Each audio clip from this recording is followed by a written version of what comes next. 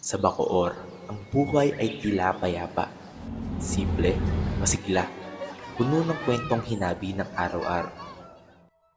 Ngunit sa ilalim ng katahimikan, may boses ng panganib na matagal nang umaalingaw-ngaw. Isang linggo nang nag-uulan, hindi kami binabaha.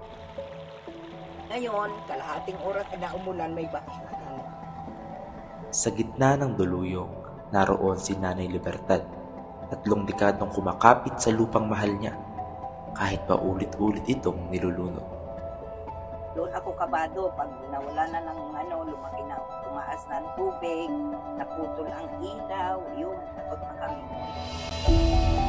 Hindi lang tubig ang lumulubog dito, kabuhayan, kinabukasan, pangarap.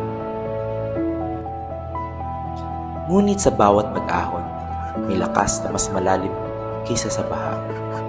Dito, sama-sama ang komunidad, sama-sama ang pag-asa.